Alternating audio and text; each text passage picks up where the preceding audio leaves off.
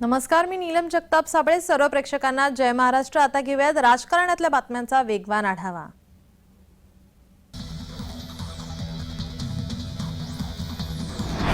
विधान भवन परिसरात विरोधकांकडून आंदोलन करण्यात आले. ललित पाटील प्रकरणी विरोधक आक्रमक पाहायला मिळाले.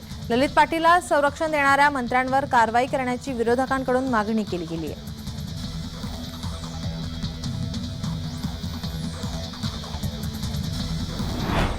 मनसेकडून लोकसभेसाठी तयारी सुरू झाली आहे. राज ठाकरे 22 लोकसभा मतदारसंघांचा आढावा घेणार आहे. मुंबई, नाशिक, पालघर, रायगड, पुणे, विदर्भ, मराठवाड्यातील लोकसभा मतदारसंघांचा राज ठाकरे आढावा घेतील.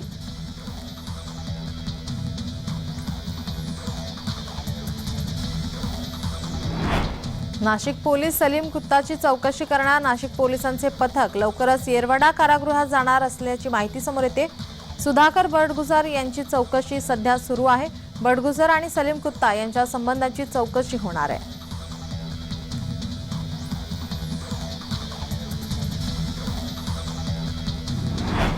सलीम कुत्ताची 98 साली हत्या झाली. छोटा राजांच्या हस्तकांनी सलीम कुत्ताची हत्या केली. नवीन सलीम कुत्ता कुठून आला हे त्यांनाच माहीत. कैलास गोरंट्याल यांनी नितेश राणे यांना सवाल केलाय.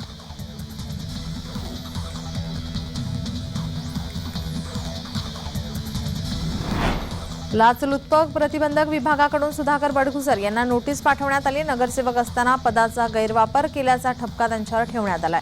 स्वतःच्या कंपनीला कंत्राट दिल्याची तक्रार देण्यात आली आहे.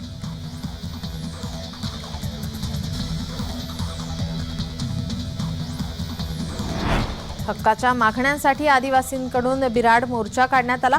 मंत्री गिरीश महाजन यांनी बिराड आंदोलकांची भेट घेतली. मागण्या पूर्ण करण्यासाठी सरकार सकारात्मक असल्याचं त्यांनी म्हटलं आहे. संकटमोचक गिरीश महाजनांची शिष्टाई फळली आहे.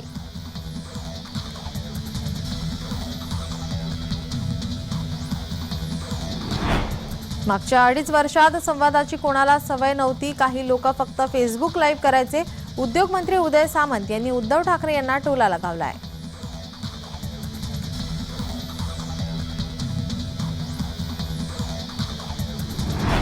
राज्यातील पोलीस ठाण्यांना आता दिल्लीतून फोन येतात. कुणावर गुन्हा दाखल करायचा, कुणावर नाही, दिल्लीश्वर सांगतात. महाराष्ट्राचा कारभार सध्या दिल्लीतून सुरू आहे. संजय राऊत यांनी भाजपावर हल्लाबोल केलाय.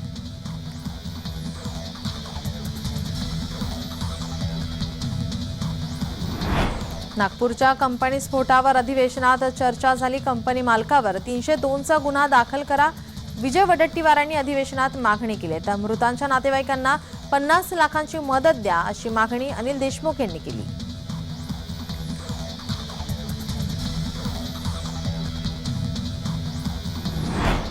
उपमुख्यमंत्री देवेंद्र फडणवीस यांना विपश्यना करायची गरज असल्याचं संजय राऊत यांनी म्हटलं. संजय राऊत यांनी फडणवीसांवर निशाणा साधलाय.